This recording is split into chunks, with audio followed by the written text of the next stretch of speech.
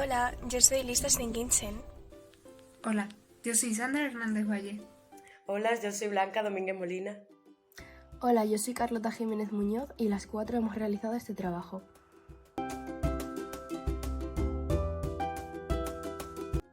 Hemos hecho este trabajo porque ayuda tanto en aprender como en desarrollar competencias cívicas y sociales.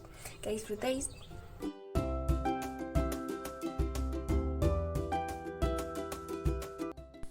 La Guerra Fría empezó en el 1945, cuando terminó la Segunda Guerra Mundial.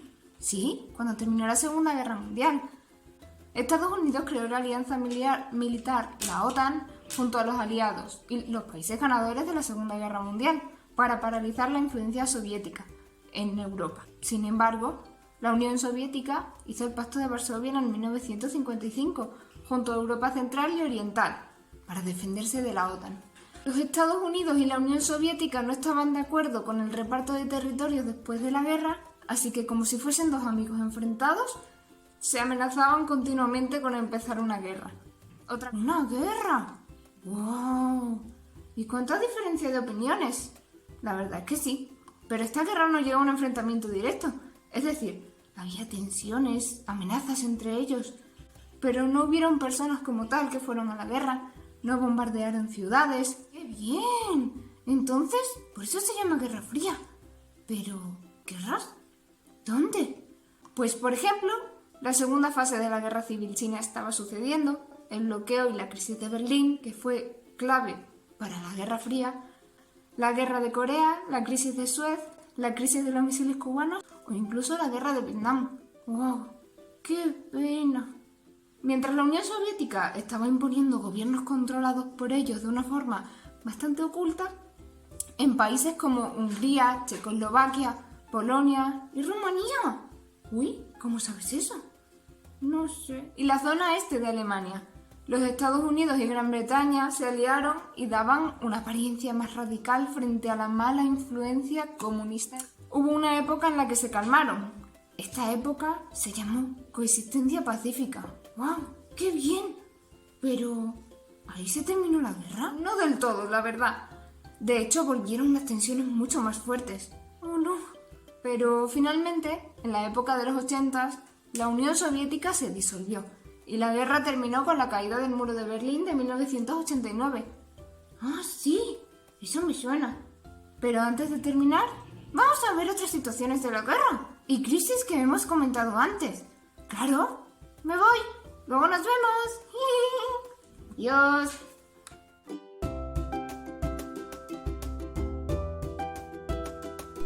Hola, yo soy Lisa y os voy a hablar sobre la Revolución Comunista China. Esta empezó en 1946, después de una guerra civil china que comenzó en 1927. En esta se enfrentaron dos bandos chinos, el Partido Comunista Chino dirigido por Mao Zedong y el Partido Nacionalista Chino dirigido por Chiang Kai-shek. Aunque al principio estuvieran ganando los del Partido Nacionalista Chino, poco a poco con ayuda externa, el Partido Comunista Chino empezó a ganar territorio. El Partido Comunista Chino ganó la batalla. Por ello, el 1 de octubre de 1949 se proclamó la República Popular China. Y te preguntarás que qué pasó con el otro bando. Pues el otro bando se exilió a la isla vecina de Taiwán. Hola chicos, vamos a hablar ahora del bloqueo de Berlín entre 1948 y 1949. Tras la Segunda Guerra Mundial, Estados Unidos, Francia, Reino Unido y la Unión Soviética acordaron dividir la derrotada Alemania en 4 zonas. Lo que quedó fue un bloque capitalista al oeste y un bloque comunista al este. ¿Y qué pasó con Berlín? Pues Berlín quedaba como una pequeña isla rodeada del bloque socialista. Para el bloque occidental era de extrema importancia pertenecer en Alemania por diferentes razones. ¿Para qué? Pues para demostrar fortaleza frente a los soviéticos, ya que Berlín era una ciudad estratégica para la reconstrucción democrática de Europa. Los occidentales no querían que el proyecto democrático que querían implantar se viera afectado por los intereses políticos del bloque soviético. Stalin quería obligar a los aliados con estas medidas a que el bloque occidental retirara la moneda implementada y la resolución de la unificación de los 3 territorios aliados, pero no lo logró. Posteriormente, el bloque occidental promovió una campaña destacando ayuda a los berlineses que se vieron afectados por el bloqueo. ¿Cómo acabó? Finalmente, en 1949, Stalin decide levantar el bloqueo, ya que esta medida había demostrado el poderío económico del bloque occidente. El bloqueo de Berlín se puede concluir como el primer encuentro de la Guerra Fría.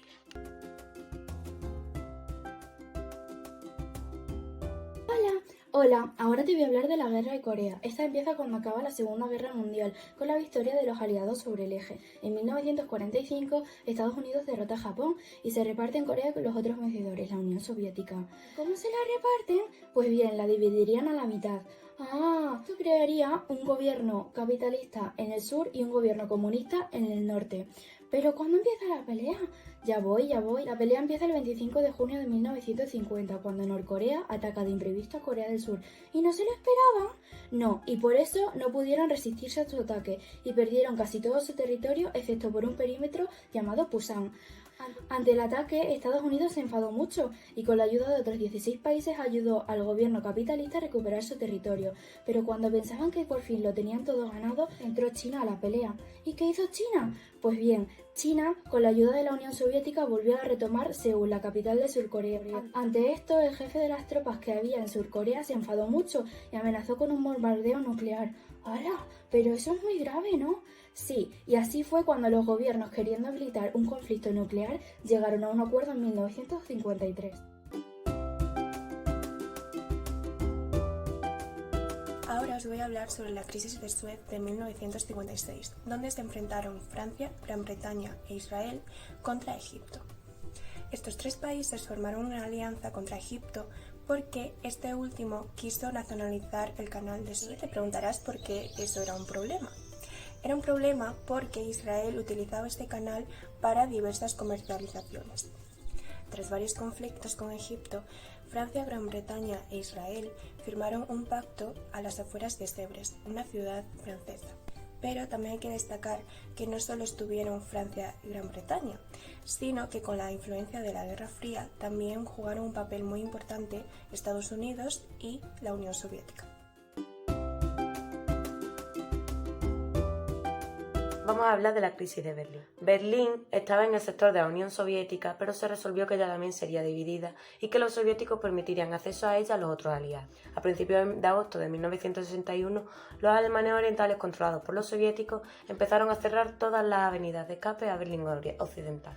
Los alemanes orientales empezaron a construir un muro, un símbolo que Churchill había llamado la cortina de hierro, que separa Europa oriental de Europa occidental. El muro de Berlín duró otros 28 años antes de que la gente de Alemania del Este se levantara pacíficamente para retomar su libertad. La Segunda Guerra Mundial significó la división de Alemania. Poco tiempo después, durante la madrugada del 12 de agosto de 1961, la República Democrática de Alemania pone un cerco provisional que recorría las fronteras de ambas Alemanias. ¿Y qué pasó con Berlín? Este cerco, obviamente, también fue puesto en Berlín, aislando totalmente a Berlín occidental. Pocos días después, los cercos pasan a ser muros de hormigón que separaba a ambas repúblicas alemanas y el muro de Berlín. Tras varias propuestas, Alemania Oriental permite el paso regulado de transporte bajo la condición de que regresaran a Occidente lo más pronto posible. Y un hecho trascendental el 9 de noviembre del 89.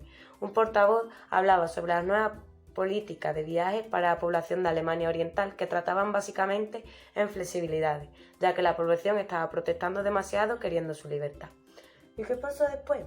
Tras esa equivocación, esa misma noche, miles de personas fueron a los puntos de control para cruzar Berlín Occidental.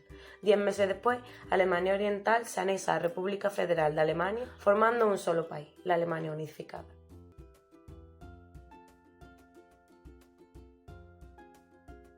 Hola Carlota. Hola, ahora te voy a hablar sobre la crisis de los misiles cubanos, un conflicto entre Estados Unidos y la Unión Soviética que se sitúa en Cuba. ¿Y por qué ocurre? Pues ocurre cuando Estados Unidos se enteró de que San Cristóbal, Cuba, habían levantado una instalación militar con misiles de fabricación soviética que podían llegar a destruir cualquier punto de Estados Unidos, incluso la Casa Blanca. ¿Ah, sí? Pero eso sería una catástrofe. Sí, por eso el presidente de Estados Unidos reunió al Consejo Nacional de Seguridad para decidir qué hacía. El 22 de octubre, Kennedy informó a sus ciudadanos y además bloqueó a la isla con muchos aviones y barcos de guerra. ¡Hola! ¡Qué emocionante! Bueno, a mí emocionante no me parece, me da un poco de miedo, ¿no crees?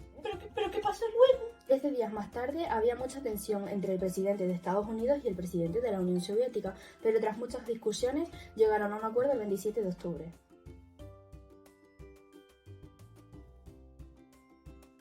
Hola de nuevo. ¿Cómo lo has pasado con mis compañeras? Muy bien. Aprendí mucho hoy. Me alegro. Eso está muy bien. Si quieres terminamos hoy con la guerra de Vietnam. Tía, yo que salen películas muy conocidas como Rambo 2, La chaqueta metálica o El mayordomo. ¿La guerra de Vietnam comenzó como una guerra civil como la española? Sí, espero eso lo aprenderemos en otro momento. Vietnam del Norte y Vietnam del Sur se separaron, ya que tienen diferentes formas de pensar, como Estados Unidos y la Unión Soviética. Sin embargo, un día Vietnam del Norte decide atacar a Vietnam del Sur. Estados Unidos decide entrar en la guerra para ayudar a Vietnam del Sur, y China, Cuba y la Unión Soviética ayudan a Vietnam del Norte. Los vietnamitas del norte, por un error, atacan a los estadounidenses, y así comienza una guerra más activa. La ofensiva del Tet fue un ataque de los vietnamitas del norte que supuso la derrota total de Estados Unidos. Muy bien.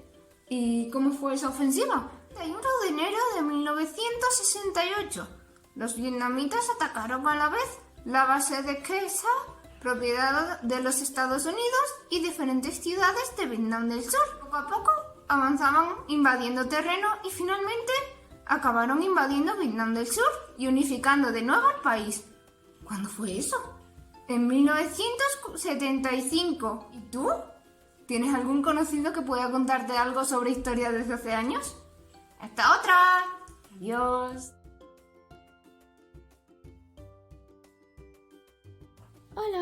Hola. Para realizar nuestro trabajo nos hemos planteado una serie de objetivos, así como cual, por ejemplo, fomentar el interés y la creatividad entre los alumnos. Y para llevar a cabo estos objetivos hay una amplia variedad de actividades, como puede ser la visualización de películas o hasta juegos como el quién es quién con personajes históricos.